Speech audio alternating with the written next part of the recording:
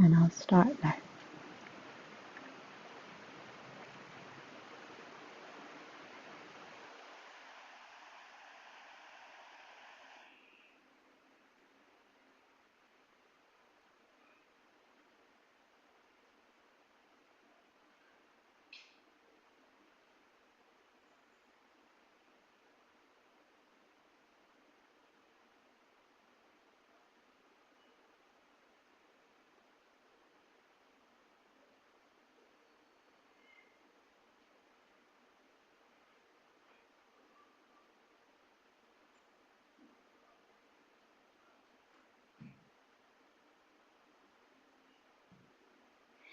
Hi everybody and welcome back to another IBIPSA education webinar.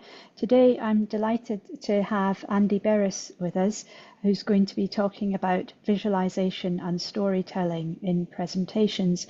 And this webinar is specially timed to help with your preparation for BS 2025, where the early bird registrations end on Monday. So do make sure you have registered.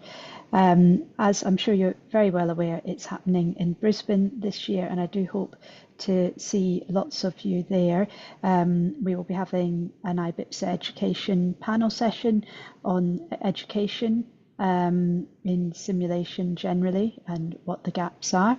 And we will, after the conference, we will have a lot of content on our YouTube channels where you can catch up on the keynote addresses and so on. But this is about how to make your presentation stand out. The IBIPSA Education Committee exists to identify education and training needs throughout the building performance simulation community, and we initiate, develop and encourage new education materials and methods. We offer all our training sessions to non-members as well as to members.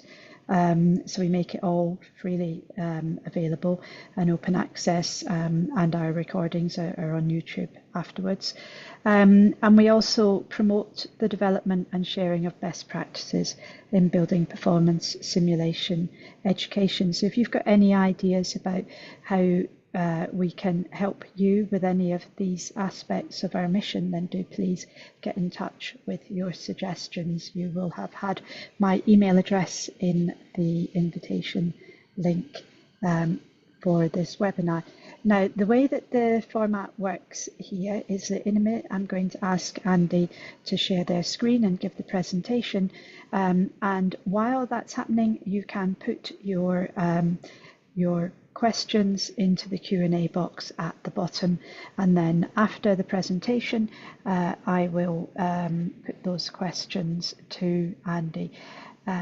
So looking forward to finding out more about increasing the impact of presentations. I know it's something that I could do with some help on. Perhaps you'll have a critique of my slides here, Andy, at the end of it, but don't be too harsh if you do. But without any further ado, I'll stop sharing and let you get on with it. Thank you so much.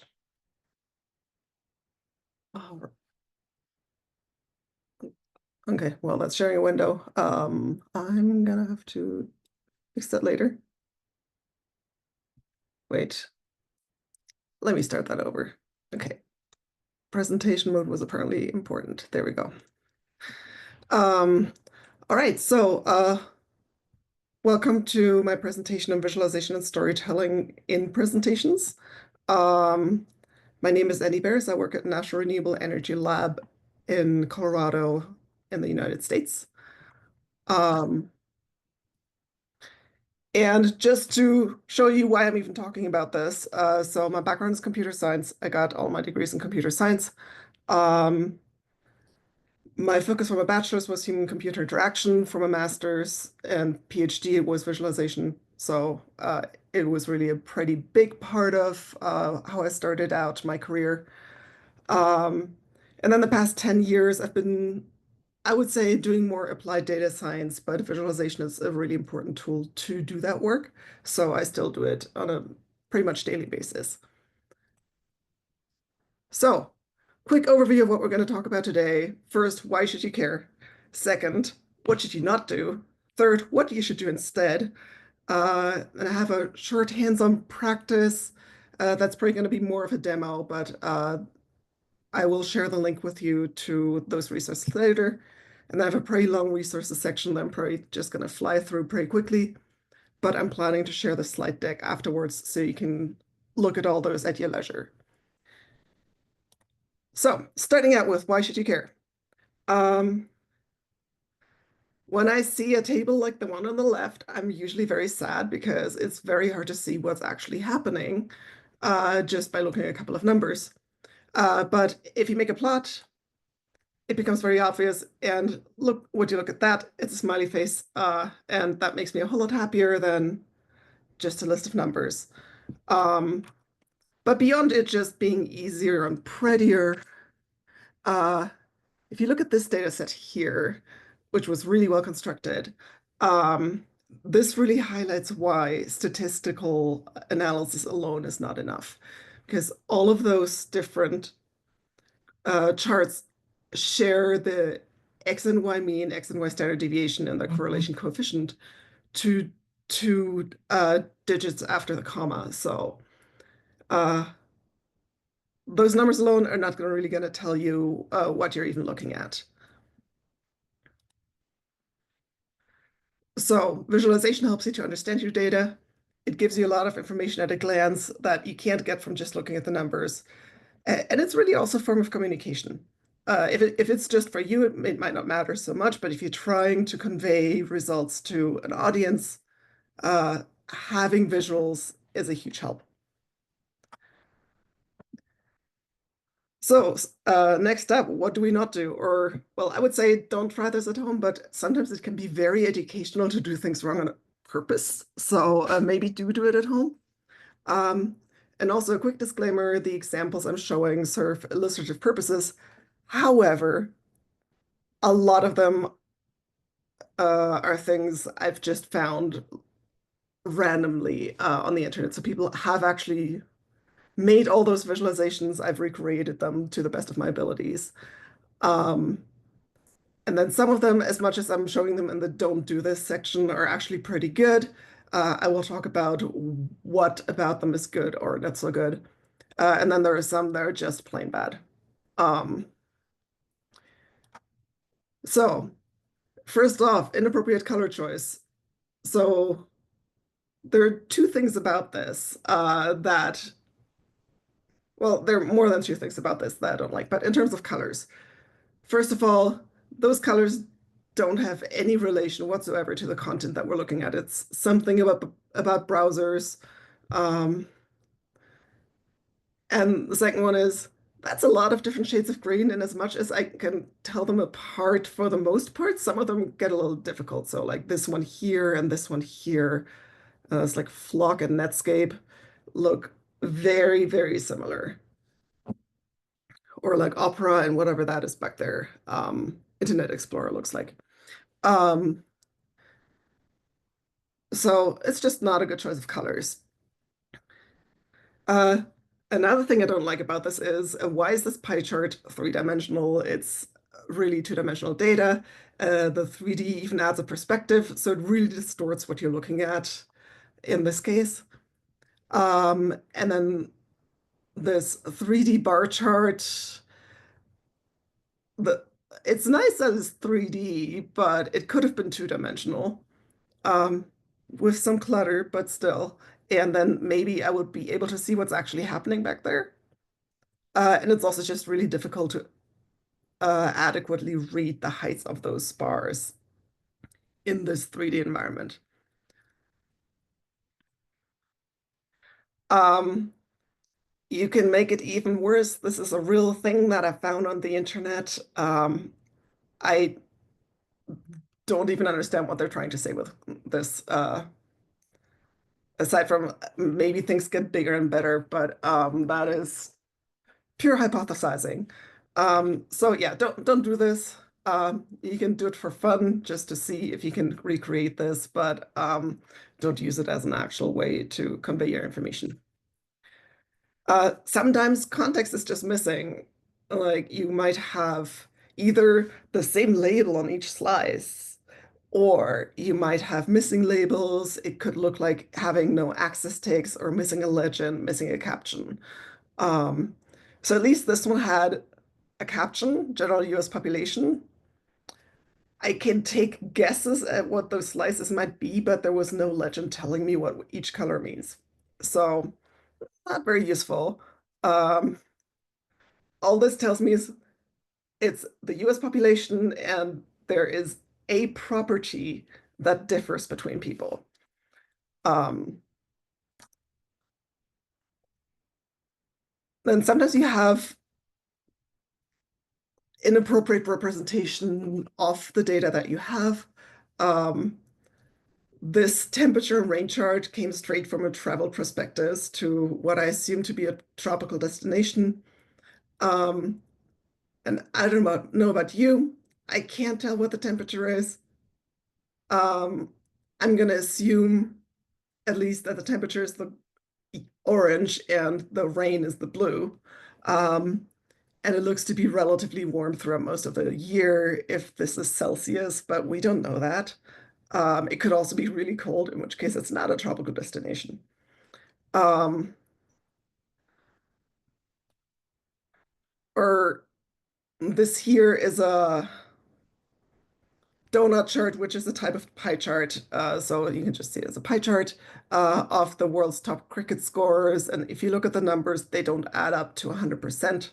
Um, I've looked at this long enough that I understand how I think it's supposed to work, but if you use a pie chart, make the total 100%. Everything else is just going to be very confusing. Sometimes information is misleading, or I would actually call this lying with visualization or lying with statistics. Uh, in this case, this is from election results that were on a TV screen. I don't actually even know which country it is. Um, clearly one with more than two parties. If you look at the numbers and you look at the height of the bars, you will notice that it doesn't quite make sense. 39 is a lot bigger than 28, but it doesn't show. Or 3% and 1% are the same height. And like if you plot it accurately, those are the actual quantities that you would see. So I'm going to assume you don't do this in your presentations. This is more of this is something to look out for if you look at visualizations out in the wild. But what could it look like? It could be things like in practice, not making it clear if you have an axis offset. So if your axis maybe doesn't start at 0, if you say all the interesting information is between 30 and 45, like not in this chart, but like maybe in another chart you might be looking at, then it might make sense to point out to the reader, to the viewer, that your axis starts at 30 just to make sure that they understand what they're even looking at. It could be that the scale you're using is unusual. Wrong scale is maybe a little strongly worded, but sometimes logarithmic scale makes more sense than linear scale, which is what we would usually use. It makes sense to just point that out to people when they're looking at your chart, just to make it clear that they understand what the information is actually telling them. It could also be your choice of projection. If you have 3D data, it could be a choice of color map. There are a lot of different ways to be misleading. So if you say you visualize traffic lights and you use the colors red, yellow, and green in any other way than the one that is the traditional way, that will be misleading. You can do it. You can even add your legend, and it's technically correct, but I wouldn't recommend it. Sometimes it's complexity, and this slide specifically, all of the examples I'm showing are interactive, and that makes that okay in the context it is meant for, which is it's an interactive map or an interactive chart that you can explore, and then all of that is fine. However, if you put it in a static PDF for a paper or in a presentation without animating it, none of this is helpful. There's way too much information and you can't really see what you're supposed to look at. In that case, If it's an interactive visualization, I believe this one here has a whole bunch of options where you can filter down to specific uh, parts of the data, or maybe you can make things transparent if they're less relevant. There are ways to use that chart, but as is, I wouldn't recommend using this in your presentation unless there is something that is very obvious to see in there or that you're going to talk about at length that you can really tell without actually changing anything in the chart interactively. So completely fine for interactive use. For static use, maybe filter it down to something that's actually conveying what you're trying to tell your audience. So last but not least, manual labor. Sometimes it's unavoidable, but in general, if you make things manually, it's error prone because you might not remember what settings exactly you used, where you stored the data, if you have a bunch of different versions of the same data, which of those versions is actually in the chart, or if your data changes, you have to do it again because there was an error, or your boss tells you, oh, I love this chart. Can you make one for each of those 300 intersections? Or you have a screenshot and you have to recreate the exact zoom level and rotation angle perspective for what you're taking a screenshot of. If there is a way to automate any of that, I highly recommend you use it. I know that at least some of the buildings software has presets that you can save. I believe Ladybug is one of the ones that have a tutorial for it on their YouTube. I hope they're not the only ones. Um, so if you're not sure if your software that you like to use on a daily basis has such an option, maybe look into it. Ask the developers. Maybe it's a feature that could be added. Um, but ideally, I personally, coming from computer science, I usually write my own visualization code, and that is usually pretty reproducible. Um, if you are able to do it yourself, I definitely recommend doing that. But also, if you can't, there might be other ways to do it. So, having talked about what not to do, let's talk about what to do instead, which I've touched on some of those. Um, so, first of all, know your audience. If I give a presentation to a bunch of computer scientists, I might not go as much into, say, the computational detail uh, of like basic things, and I might focus more on the more advanced things. Um, if I talk to a buildings audience, I'm not going to explain to you why building energy matters. You already understand that. If I gave that presentation to a computer science audience, like they might understand how to program the CFD portion of a building simulation if they're so inclined, but they might not really understand why building simulation matters. Um, so know your audience, know what you should be focusing on. In terms of visualization, um, there's something that we call visualization literacy, which is basically like what level of exposure has someone had to visualization? What kinds of charts are they able to read and interact with? If it's a really high level overview, I would say think infographic, keep it relatively simple. Um, by all means, make it fun. Um, if it's an expert user, you can have more options. There can be more complexity, especially if it's like an interactive tool that they use every day. You can use something way more advanced than if you just, you know, show something to your brother or sister or mom or best friend who might not be in your field. Um, So understand what types of visualizations work for your audience. In general, things like pie charts, bar charts, line charts, scatter plots are relatively safe to use.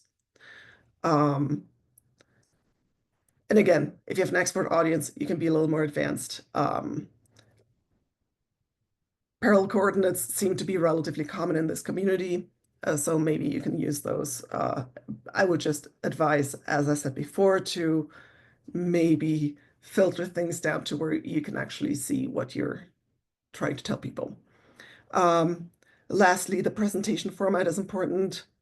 Again, interactive, there are a lot of things that are completely fine in an interactive context that you might not want to do in a slide deck or in a paper. In a paper, of course, you're bound entirely by static imagery. For a slide deck, you could do an animation or a short video if it's really of value to show. Like, oh yeah, I took this and I filtered it down to the following things. Then you can just screen capture your interaction, put that in the slides, and that way people see the whole picture, but they also see the filtered down version that you've condensed. And that also kind of goes down to storytelling. In that case, you actually do tell a story about your visualization. So to some extent, visualization is a tool. And sometimes you just put it at some point in your narrative. But you could even start and end with a visualization. Like I started this whole presentation with like, well, I don't like looking at spreadsheets, right? So if you've ever taken any kind of creative writing class, um, or analyzed any kind of text, which I assume most people have done that at some point in their at least like secondary school career. Every story has a beginning, a middle, and an end. The beginning establishes why you should care. It has some kind of hook in it. Um, and then in a scientific context, you would say like, okay, so here's a problem that we're trying to solve. And then you talk about the challenges you might have encountered on the way to solving this problem. Then you talk about how did you actually solve it. And then that's kind of like the peak of like, this is what people really want to hear about, right? And then you can talk about the results, which still very interesting, but it's the suspense of the approach is kind of on the downslope at that point. And then at the end, you talk about the takeaways. So for the visualization, why should we care? Maybe your visualization shows something very interesting that you might want to look into, dig down into, or it might help you explain what a problem is that you're trying to solve. Um, it might help you talk about the challenges as well. It can, like, you will definitely want to use visualization for your discussion and results because it gives people a visual version of what you're trying to tell them that you achieved. Um, but yeah, you can really use it at all of those different points, depending on what exact problems you're trying to solve, what exact things you're visualizing. Um, so to give you an example of what storytelling might look like, that's from my realm. And I think it's going to be very relatable to you based on this specific example. So the story here is, why do humans matter in energy use? So in a typical day, you wake up in a house, I hope, of sorts. Um, and then you might walk your kid to the school bus that they take to school. If you have a kid, or you might take a bus yourself. You might drive into work in the morning. You might walk to lunch, uh, maybe stop in the gym and or grocery store on the way home. And then at the end of the day, you're back to being at home.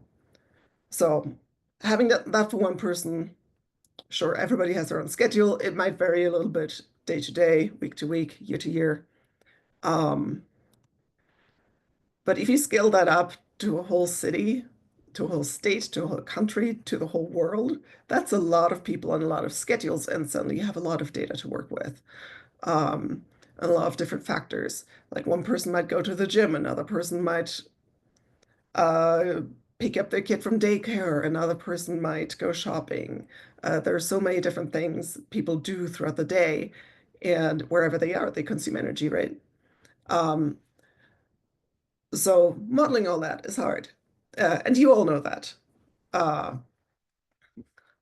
but yeah, so this is an example that I've used in a lot of different presentations at this point, introducing people to the concept of why do we do building energy simulation? Why might we care about occupancy? Um, things like that. Then here is one of my favorite really old visualizations. So this was hand drawn in 1869. And what it shows you is Napoleon's attempt to invade Russia. And in tan here, you see the people who left uh, to try and invade Russia. And you can see some of them branch off in some directions. Um, and this year gets narrower and narrower until it's about a quarter in width of the original, which means there's only about a quarter of the people left. And then in black, you see the return, and you can see how it dwindles even more. And then at the bottom, you can see the temperatures on that return trip, which really tells you like, oh, like this is why numbers dwindled even further. Um, so it was already freezing when they left Moscow, and it dropped further and further and further. And so like at the very end, about 10,000 people made it back out of over 400,000 who left. So, and like, okay, like a quarter of them uh, only just made it to Moscow, but even out of that, only 10% actually made it home. And that was really just because it was cold. Because surprise, Russia winters are cold. Um, anyway, so I think this is a really good visualization because I mean, it's very complex. Uh, I did just talk you through it for, I think, 2 minutes or so. But there's so much to discover in this visualization. So it has that, and there's also geographic context, like there's city names, there's some rivers. Um, I think it's just overall very well done. Um, and then here's another example that's a lot more recent. Um, and this is a visualization of a series of experiments where they took a bike and just pushed it and followed the trail it took until it fell down. And they did that 800 times. And this plots the path. And like just looking at this, if you've ever seen a bike shoved without someone holding on to the handlebar, it kind of starts oscillating and then eventually falling over. And like looking at this visualization, I can see in front of me how they like push the bike over and over again. And like sometimes it went more to this side, sometimes it went to that side, and like sometimes it went further than other times. Like mostly they fell over pretty quickly, but sometimes they actually made it pretty far before they finally fell over. So much less complex than the previous visualization. It's really just a collection of lines, but I think those lines themselves tell a story. Granted, the data here was just very interesting. You won't always be this lucky, but you could be this lucky sometimes. All right, from here, let's move on into colors, which are honestly my favorite topic in visualization. And there are issues with pie charts. I will not go into them. They're fine. They're not the best visualization, but they're fine. But out of all the pie charts, this is my favorite pie chart of all times. Ever since I've seen it, I have not seen a pie chart that's this good. Um, if you look at it, it looks like a pyramid in front of a blue sky. And then it's a pie chart that shows the proportion of sky in this picture with the pyramid, the proportion of the sunny side of the pyramid, and the proportion of the shady side of the pyramid. And I mean, at this point, you've reached perfection. You can't really make a better pie chart, but by all means, if you'd like to, feel free. Um, and as I touched on earlier, colors have meanings, which is part of what made that pie chart so good, is because each of the colors made perfect sense. It made the pie chart look like the actual thing it's representing. However, as much as colors have meaning, that meaning is not consistent. So red could mean stop, it could mean hot, it could mean bad. And then outside of like a science context, it's a very common usually associated with love color. And then green, it could be good. It could mean go. It could mean nature. It could be vegetarian or vegan. Um, Blue can stand for cold or air or water. Yellow can stand for caution or bad, but a little less bad than red. It could also be sunshine or joy if you're more in the emotional side of things instead of the more like hard scientific facts side of things.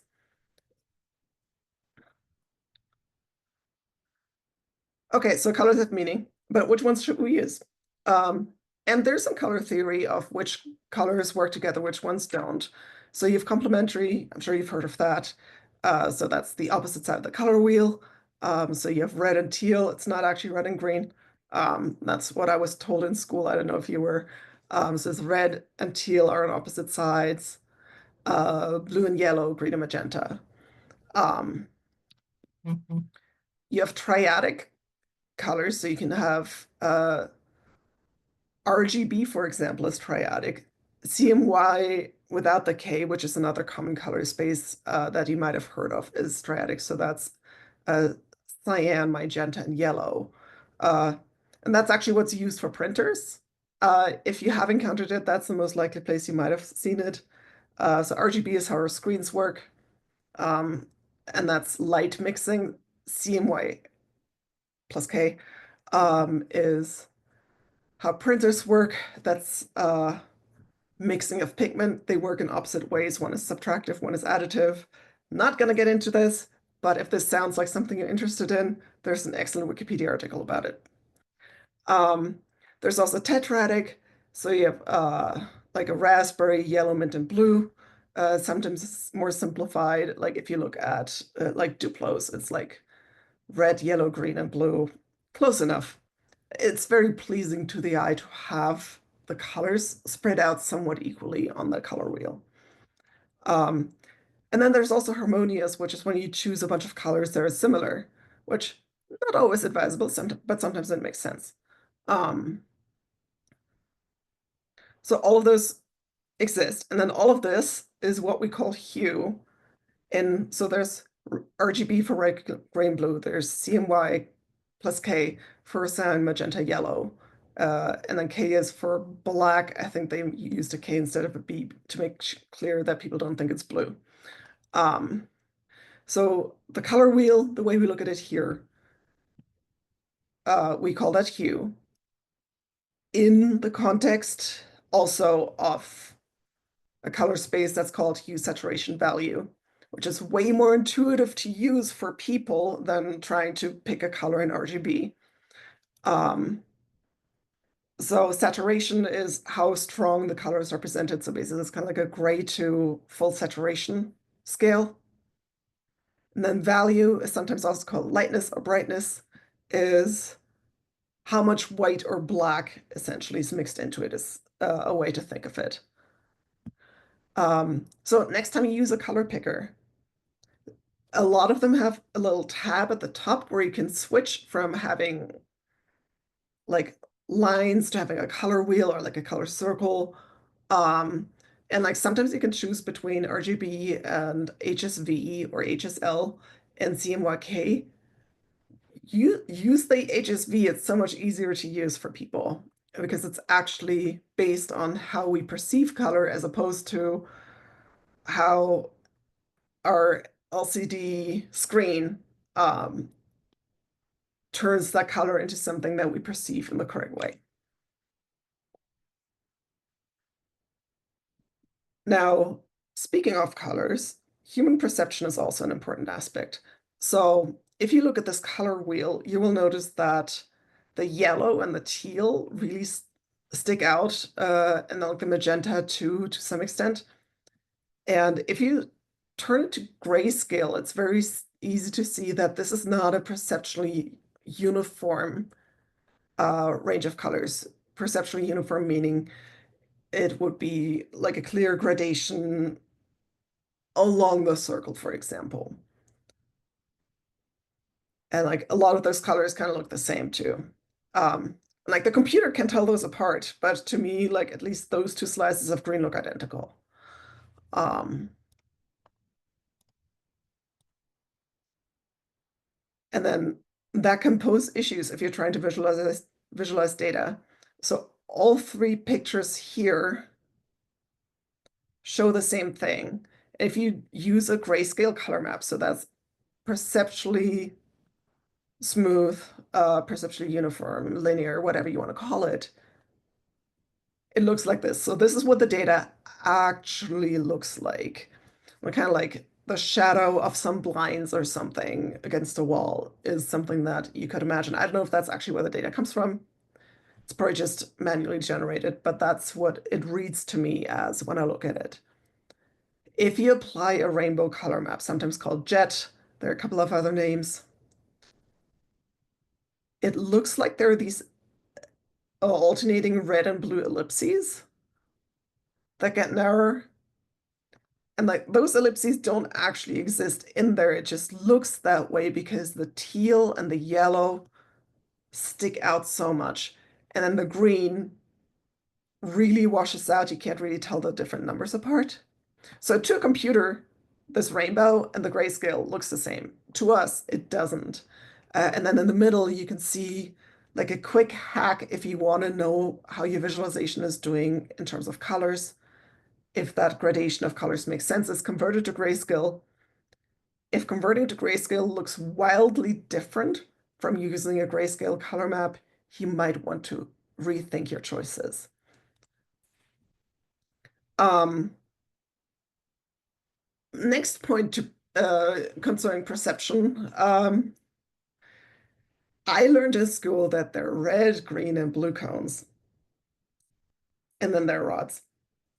And you can call them that for simplicity, but like many things we were told in school, maybe it's not a lie, maybe it's more an oversimplification, but it's certainly not accurate. Because if you look at where the maximum of these, so these are sensitivity curves for the three different types of cones we have, plus for the rods as a little bonus. Um, and the maximum is where our eyes are, like where these cones are most sensitive to the color spectrum. And if you look at that, you see a lime. So that's green. You can see this here. It's just maybe like a mint. Mint is still green. And then your blue is really more of a deep purple. So yeah, we can call it red, green, and blue cones, but really it's more green, and purple, which is fine, but it affects how we see things. Um, and if you see how close together red and green are, that also explains how some of the color blindness works. So color blindness, if in case you didn't know, is actually fairly common. The DNA for one of the, I can never remember if it's the green or the red cones, is located on the X chromosomes. So if you have multiple X chromosomes, your chances of having an intact gene for that are pretty good. If you have only one X chromosome, it's still pretty good, but like 8% of people with only one X chromosome uh, are red-green colorblind. And like technically it's red blind or green blind or blue blind. And then there are more fancy words for it. There's protanopia is red blind, deuteranopia is green blind, tritanopia is blue blind.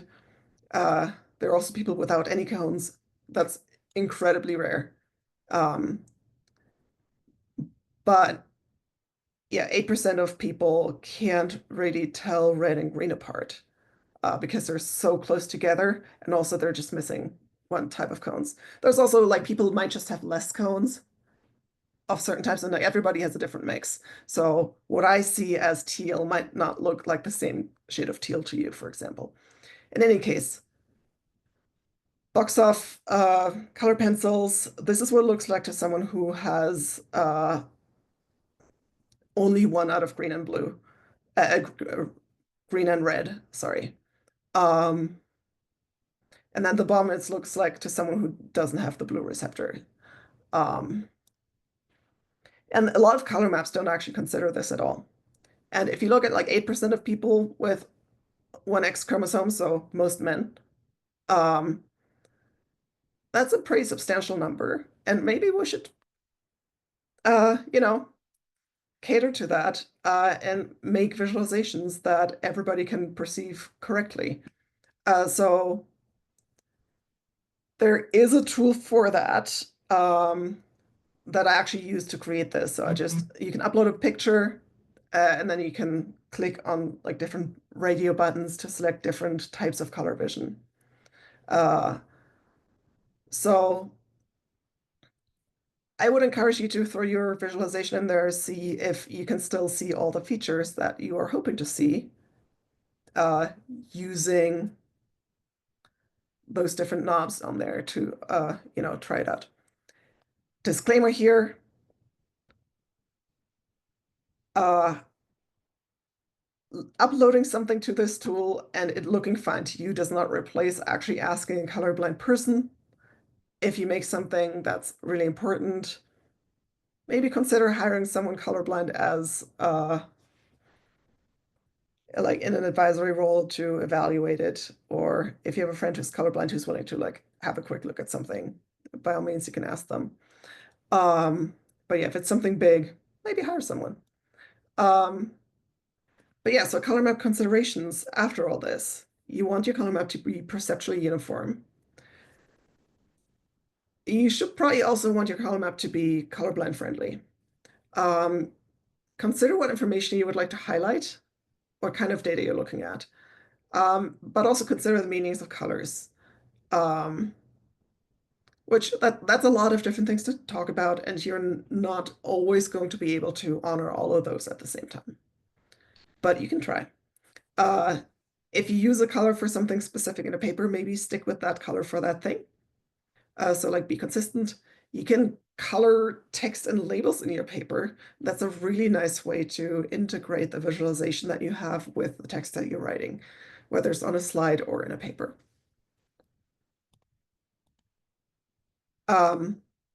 Now, a quick demo. I've talked about some charts that are bad. I'm going to run over how to fix them very quickly. Like I recreated this chart in Excel. So even if you don't use coding to make your charts, a lot of tools let you actually pick colors manually. Excel is one of those tools. Um, so to recreate this green, I had to manually pick those shades of green. The default color map for pie charts is pretty good in Excel. And like most color maps that are, we call this categorical, if it's just like different groups and the colors are supposed to be as distinct from each other as possible, they all kind of look a little like this. Um, so like first step, make the colors actually distinguishable, and then instead of putting the labels on the outside of this 3D rim, maybe put the numbers next to it to have at least something to actually compare the numbers by. But also, it could just be two-dimensional. It doesn't look as fancy, but it's a whole lot more useful. You could sort it by size to make it a little easier to compare the slices, because like the 10 and 12% look kind of the same size. So that's a little easier to differentiate. And if you want to go wild, you could even choose colors that make sense. And those colors were all chosen from the logos of those browsers that were selected. Blue is in almost every logo, so I had to get a little creative here. So I chose yellow for Chrome and orange for Mozilla, or Firefox. And then those three up here all kind of had teal, so I made the one that I'd never heard of gray. Anyway, so you can use colors that are actually representative of the exact thing that you're using if you're using custom colors. So I use the exact red for opera. I use the exact like green, blue-ish hue. I don't actually know the English name for this color. For Netscape, if anyone remembers that one. And so on and so forth. For this chart here, there's a very easy solution. You can just have multiple y-axes. The limit is 2 for this, but it makes a huge difference. Um, so I made an extra y-axis for what I think is temperature, and suddenly you can actually see some variation in here, so that's fun. To be fair, I had to recreate this data from a photo, so I don't know how accurate this actually is, but if you had the actual data, it would be way more useful. And then you can color your y-axis labels to conform with the line that you're representing if you want to. Um, this is not perfect. It doesn't have axis labels. I didn't, or like the axis names. I didn't put names on there because I'm still not 100% sure that what I'm showing here is correct. Like the right-hand side, I'm pretty confident is temperature. I'm guessing it's Celsius, not Fahrenheit, but it could be Fahrenheit. Um, the precipitation, I'm going to assume that's milliliters, but who knows? So I didn't add those, but usually you would have that information. For this here, just use a bar chart. Like in general, you can use a bar chart instead of a pie chart. But definitely if your slices don't add up to 100%, make it a bar chart. And if you want to be fancy, I assume those colors have meaning. I assume those are team colors or something. By all means, color your bar chart. It will look more interesting. But it's not necessary. You can just label it. To avoid manual labor, if you generate your charts in code, save the figures automatically is your best option. And any code option will have that. It's okay if you want to manually save them. That's kind of like, okay, if you must. Screenshots are your worst option here. Sometimes it can't be avoided, but if there's any other way to do it, I would advise against using screenshots. Although it can sometimes be automated. So Ladybug has a tutorial on preserving the perspective and zoom levels and like set a static viewpoint is what I think they call it in their software. Again, I hope whichever software you use has a similar function, so just go looking for it. If you're taking a screenshot, consider whether you need the context. So for example, if you need the menu or not. But in general, it usually makes sense to crop to the content to just remove all the empty space around what you're trying to show. Overall goals, definitely preserve the aspect ratio. Cut anything that you don't actually need. There are auto crop functions that just automatically crop to your content if the background is just a plain color, and definitely be consistent. And yeah, I've gone over all of this. Faithful representation of numbers, use an appropriate color map, be consistent.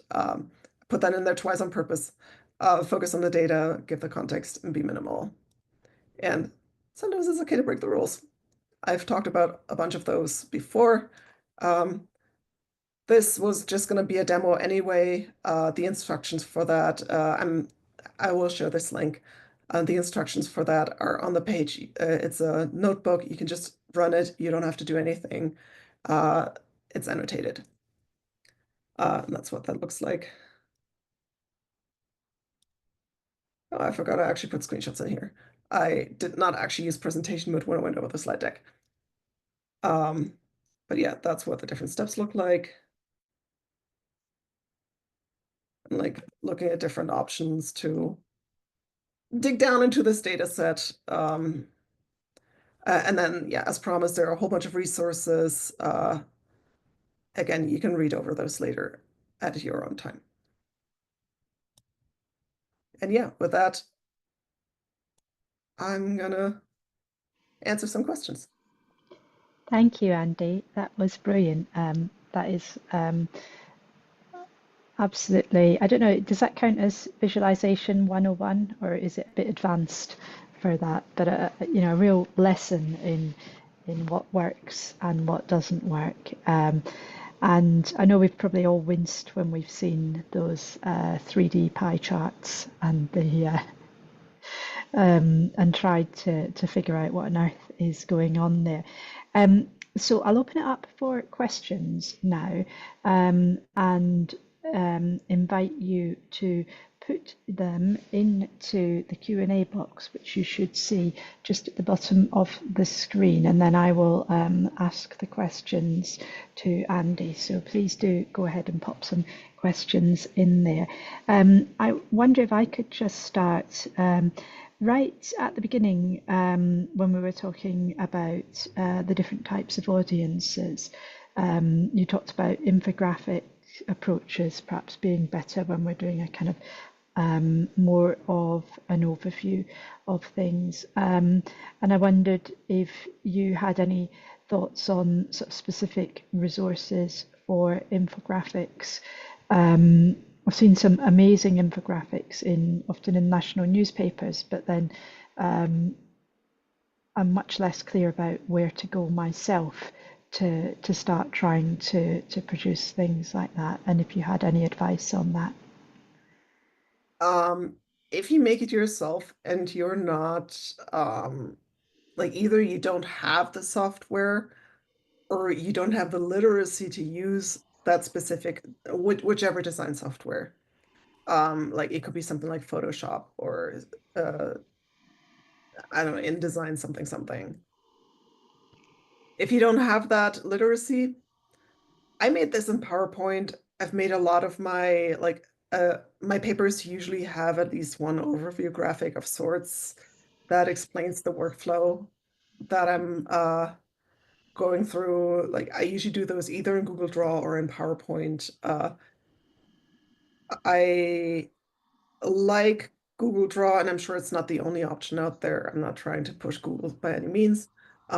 I like that you can easily change the canvas size and aspect ratio, which is a little bit of a pain in PowerPoint.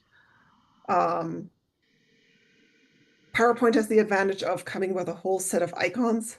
So like all of those are just standard PowerPoint icon library. Like that's just search for building and car and so depending on what you're looking for, if you want to have some icons in there, PowerPoint might be an easier choice. You can always just take a screenshot and then trim down the corners. Um, if you want to learn a new software, I do like Inkscape, but the learning curve is a little steep. But it's open source. I've been using it since I think undergrad. Um, so it's definitely getting better and a little easier to use, but it is not the like I'm gonna say most people are probably gonna be more comfortable doing this in PowerPoint. Or like Google Draw is very like I would say it's pretty similar to PowerPoint in terms of how you interact with it. Thank you. Yeah, I'm afraid I do have Inkscape installed on my laptop, but Well, have then you know the game. failed. I have failed to put the time in to really work out what on earth is going on there, um, and have really struggled with that. So um, I'm glad to hear I'm not alone, and using the icon libraries in PowerPoint sounds like a really great way forward. I'm just wondering when if you do have sort of multi-dimensional plots to show, is it ever a good thing to do, or are there better ways to do that than introducing a third dimension? Usually a third dimension is not going to give you that much more. Like unless you're looking specifically at 3D data. If you have data that actually has X, Y, and Z spatial coordinates. Say you're visualizing airflow in a building or something, then yeah, having a 3D makes sense. I would recommend having like an animation, or if it's interactive, that works as well. So you can actually, like, if you move it around, Mhm. the 3D suddenly makes sense to your brain. But if you have it as a flat picture and you have something floating, in the middle of a room, you won't be able to tell, oh, is it just very small and very close to the camera, or if is it very large and further back into the room? You just absolutely cannot tell Hmm. without enough context. So I would say it depends.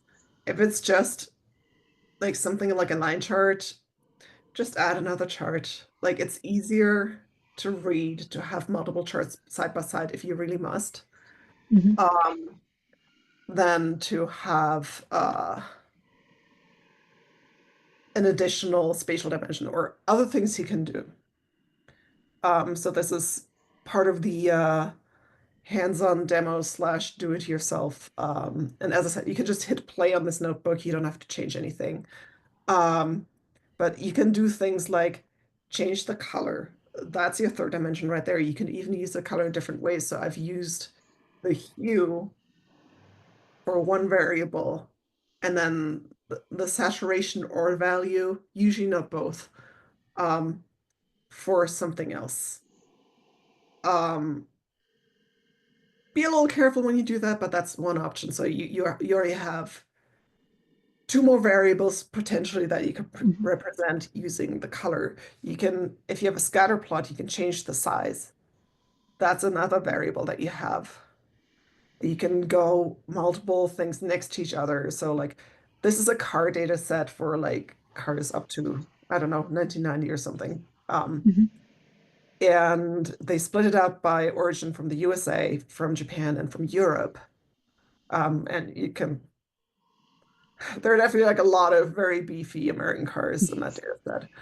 Um, but yeah, you can split things out like this if you want to dig down further into the data, or like in this case, it's still the same data set. But yeah, technically it is another dimension that if you just think about each column in a spreadsheet as a dimension, for example.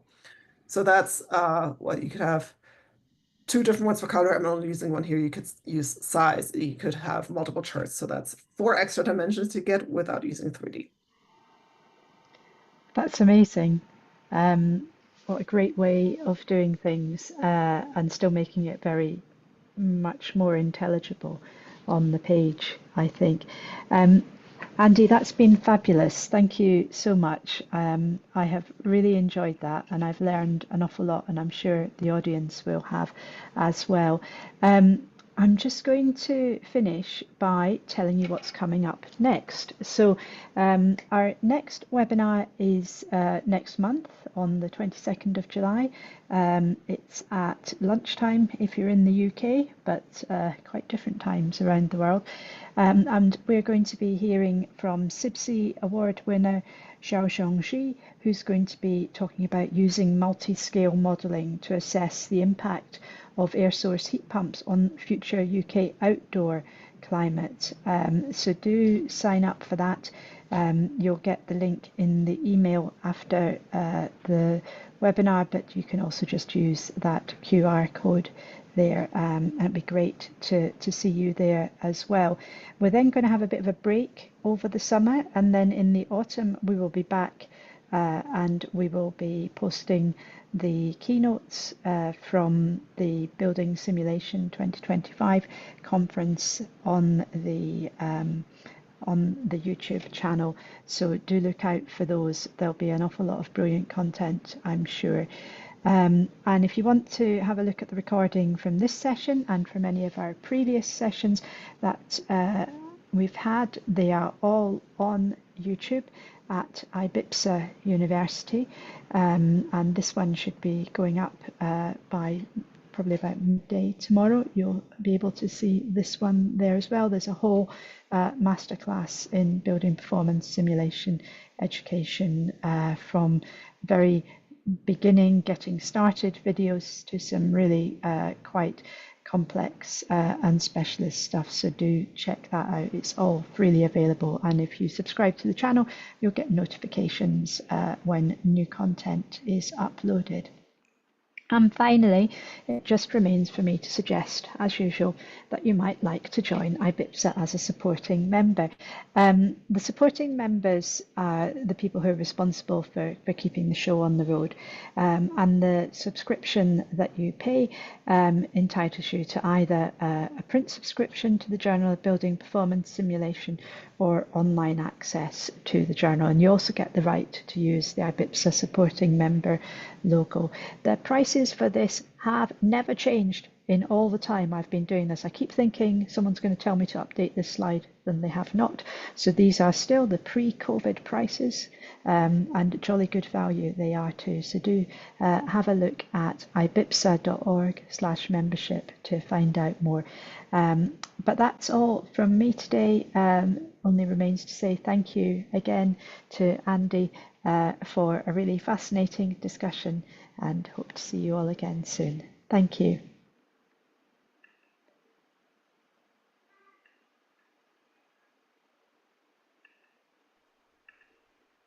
Thank you.